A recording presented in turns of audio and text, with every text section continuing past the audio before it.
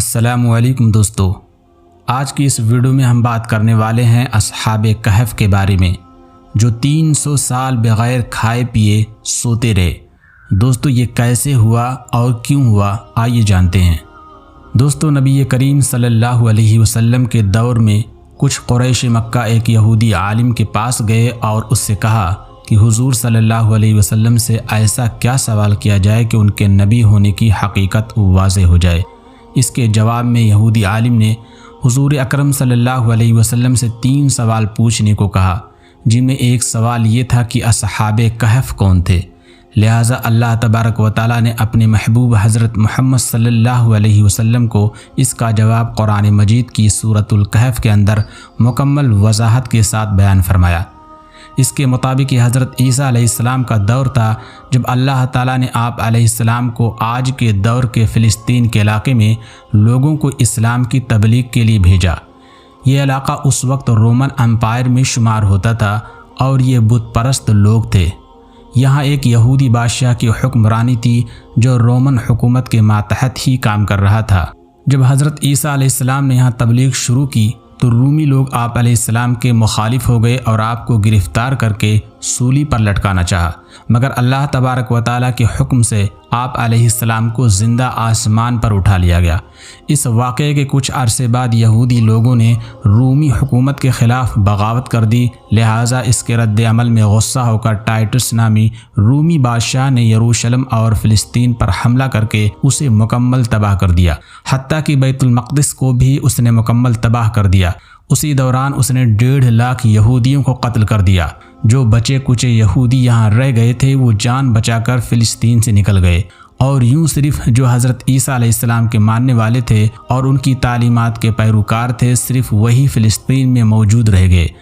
دوستو اس زمانے میں دقیانوس نام کے بادشاہ کی حکومت تھی جو کہ رومی تھا اور بت پرست تھا، لہٰذا اس کی حکومت میں موجود عیسائی لوگوں پر اس نے ظلم و ستم شروع کر دیا، یہاں تک کہ حضرت عیسیٰ علیہ السلام کے ماننے والوں یا ان کے چند نوجوان حواریوں کو ایک روز اس نے اپنے دربار میں بلا لیا اور ان سے کہا کہ میں تمہیں چند روز کی مہلت دیتا ہوں کہ تم اپنے نئے دین یعنی عیسائیت سے باز آ جاؤ، ورنہ میں تمہیں قتل کروا دوں گا۔ دوستو حضرت عیسیٰ علیہ السلام کے پیروکار یہ نوجوان لوگ دراصل اصحاب کہف تھے، جن کے واقعے کا ذکر قرآن پاک کی سورہ کہف میں وضاحت سے موجود ہے۔ ان نوجوانوں نے جب یہ دھمکی سنی تو وہ شدید پریشان ہو گئے، کیونکہ وہ اس بادشاہ سے لڑنے کی ہمت نہیں رکھتے تھے اور نہ ہی اس شہر میں رہ کر عیسائی تعلیمات جاری رکھ سکتے تھے، ورنہ دقیانوس بادشاہ انہیں قتل کروا دیتا۔ لہٰذا انہوں نے شہر چھوڑ کر کہیں بھاگ جانے کا فیصلہ کیا اور اللہ پاک کی ذات پر بھروسہ کر کے شہر سے نکل گئے، یہ سوچتے ہوئے کہ اللہ پاک ہی ہمارے لیے کوئی فیصلہ کرے گا اور ہمارے لیے کوئی راستہ نکالے گا۔ یہاں تک کہ وہ ایک پہاڑ کے غار میں جا کر چھپ گئے اور وہیں اسی غار میں ہی سو گئے، یہاں تک کہ سوتے سوتے ان پر 300 سال کا عرصہ گزر گیا، یعنی 300 برس تک یہ لوگ اس غار میں سوتے رہے۔ دقیانوس نے جب ان لوگوں کو تلاش کروایا تو اسے معلوم ہوا کہ یہ لوگ اسی غار کے اندر موجود ہیں، تو وہ بے حد غیظ و غضب کا شکار ہوا۔ لہٰذا اس نے غصے میں آ کر حکم دیا کہ غار کو ایک سنگین دیوار لگا کر بند کر دیا جائے تاکہ یہ لوگ اندر ہی مر جائیں اور کبھی باہر نہ آ سکیں۔ جبکہ بادشاہ نے جس شخص کے ذمے یہ کام لگایا وہ بہت ہی نیک اور ایماندار آدمی تھا۔ اس نے اصحاب کہف کے نام اور ان کی تعداد اور پورا واقعہ ایک تختی پر لکھوا کر تانبے کے صندوق میں رکھ کر دیوار کی بنیادوں پر رکھ دیا، اور اسی طرح ایک اور تختی شاہی خزانے میں بھی رکھوا دی۔ اس 300 سال کے عرصے کے دوران دقیانوس بادشاہ مر گیا اور کئی بادشاہ اور کئی حکومتیں آئیں اور چلی گئیں، یہاں تک کہ 300 سال میں رومن امپائر نے بھی عیسائیت اختیار کر لی۔ اس زمانے کے بعد یعنی 440 عیسوی میں بیدروس نامی عیسائی بادشاہ کی حکومت آئی، جو کہ ایک نیک دل اور انصاف پسند بادشاہ تھا۔ اس نے 68 سال تک بہت شان و شوکت کے ساتھ حکومت کی۔ اس کے دور میں مذہبی فرقہ پسندی جب عروج پر پہنچ چکی اور لوگوں میں مرنے کے بعد دوبارہ زندہ کیے جانے اور قیامت کا یقین ختم ہوتا جا رہا تھا، تو اپنی قوم کا یہ حال دیکھ کر بیدروس نامی بادشاہ بہت رنجیدہ ہوا اور ایک روز اپنے مکان کی تنہائی میں جا کر بند ہو گیا۔ یہاں وہ اللہ پاک کی بارگاہ میں بے قراری سے دعا کرتا رہا کہ اے اللہ کچھ ایسی نشانی ظاہر فرما کہ میری قوم کے لوگوں کا ایمان پھر سے تازہ ہو جائے انہیں قیامت کا اور مرنے کے بعد دوبارہ زندہ کیے جانے کا اور ایک خدا کے موجود ہونے کا یقین ہو جائے۔ اللہ تبارک و تعالیٰ نے اس کی یہ دعا قبول فرمائی۔ لہٰذا ایک روز ایک چرواہا اپنی بکریوں کو ٹھہرانے کے لیے اس غار کے پاس پہنچا۔ یہ وہی غار تھا جس میں اصحاب کہف موجود تھے اور اس میں سو رہے تھے۔ اس چرواہے نے چند لوگوں کے ساتھ مل کر اس دیوار کو گروا دیا۔ دیوار کے گرتے ہی دیوار گرانے والوں پر ایسی ہیبت اور خوف طاری ہوا کہ سب گھبرا کر وہاں سے بھاگ گئے۔ یوں اللہ تعالیٰ کے حکم سے اصحاب کہف اپنی نیند سے بیدار ہوئے اور ایک دوسرے سے سلام و کلام میں مشغول ہو گئے۔ جب انہیں بھوک لگی تو اپنے ایک ساتھی جس کا نام یملیخا تھا اس سے کہا کہ تم بازار جا کر نہایت خاموشی سے کھانا لے آؤ اور یہ بھی معلوم کرنا کہ دقیانوس ہم لوگوں کے بارے میں کیا ارادہ رکھتا ہے۔ جب یملیخا غار سے نکل کر بازار پہنچے تو یہ دیکھ کر حیران رہ گئے کہ شہر میں ہر طرف اسلام کا چرچا اور بول بالا نظر آ رہا ہے، یہاں تک کہ لوگ اعلانیہ حضرت عیسیٰ علیہ السلام کا کلمہ پڑھ رہے ہیں اور ان کی تعلیمات پر عمل بھی کر رہے ہیں۔ اس کشمکش میں یملیخا ایک دکان پر کھانا لینے کے لیے پہنچے اور کھانے کی قیمت کے بدلے اپنے زمانے کے سکے دکاندار کو دے دیے، جو کہ ظاہر 300 سال پہلے کا تھا اور اب بند ہو چکا تھا، حتیٰ کہ اس کو کوئی پہچاننے والا بھی باقی نہ رہا تھا۔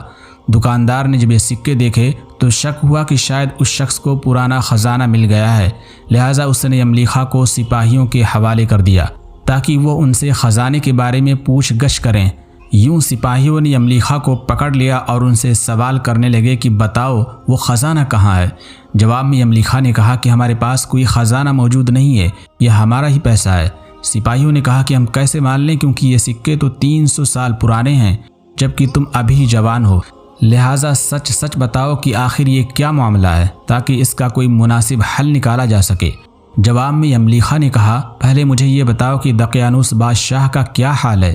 سپاہیوں نے یہ سنا تو جواب دیا کہ آج اس نام کا کوئی بادشاہ نہیں ہے، مگر ہاں سینکڑوں سال پہلے اس نام کا ایک بے ایمان بادشاہ گزرا ہے اور وہ بت پرست تھا۔ یہ جواب سن کر یملیخا حیران و پریشان ہو کر رہ گئے اور بتایا کہ ابھی کل ہی تو ہم اس کی شر سے اپنا ایمان اور جان بچا کر بھاگے تھے اور میں اور میرے ساتھی قریب کے ایک غار میں چھپ گئے تھے، جبکہ میرے باقی ساتھی اس وقت بھی غار میں موجود ہیں۔ تم لوگ میرے ساتھ چل کر خود ہی دیکھ لو۔ جب سپاہی اور شہر کے لوگ ایک کثیر تعداد میں اس غار کے پاس پہنچے تو اصحاب کہف یملیخا کے انتظار میں تھے کہ انہوں نے آنے میں بہت دیر کر دی اور شاید یملیخا کو بادشاہ نے گرفتار نہ کروا لیا ہو۔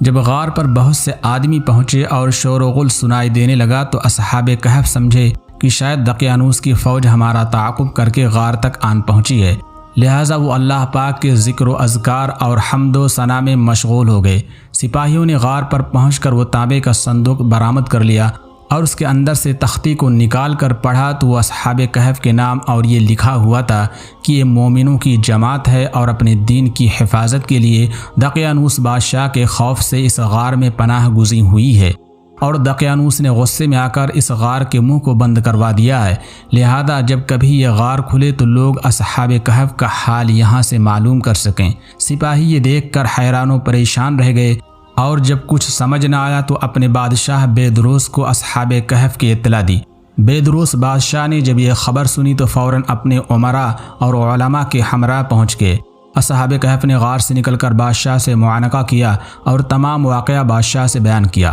بیدروس بادشاہ نے سجدہ گزار ہو کر اللہ تعالیٰ کا شکر ادا کیا کہ اے اللہ میری دعا قبول ہوئی اور آپ نے ایسی نشانی ظاہر فرما دی کہ انسان موت کے بعد زندہ ہونے کا یقین ضرور کرے گا۔ اس کے بعد اصحاب کہف نے بادشاہ کو دعا دی کہ اللہ تمہاری بادشاہی میں برکت عطا کرے، اور سلام کرنے کے بعد دوبارہ اس غار میں واپس چلے گئے اور دوبارہ وہیں جا کر سو گئے جہاں سے بیدار ہوئے تھے، اور اسی حالت میں اللہ نے انہیں موت دے دی۔ بادشاہ بیدروس نے اسی غار میں ان کی قبریں بنوائیں اور سالانہ ایک دن مقرر کر دیا جب لوگ اصحاب کہف کی قبروں کی زیارت کے لیے آیا کرتے تھے۔ حضرت علی رضی اللہ تعالی عنہ سے روایت ہے کہ رسول اللہ صلی اللہ علیہ وسلم نے فرمایا جو شخص جمعہ کے دن سورہ کہف پڑھ لے تو وہ 8 روز تک ہر فتنہ سے محفوظ رہے گا، اور اگر دجال نکل آئے تو یہ اس کے فتنے سے بھی بچا رہے گا۔ دوستو اگر آپ کو یہ ویڈیو پسند آئی ہے تو اسے ایک لائک کر کے اپنے دوستوں کے ساتھ بھی شیئر کر دیجیے، اور ہاں دوستو چینل کو سبسکرائب کرنا مت بھولیے گا۔ تو ملتے ہیں پھر کسی نئی ویڈیوز کے ساتھ، تب تک کے لیے اللہ حافظ۔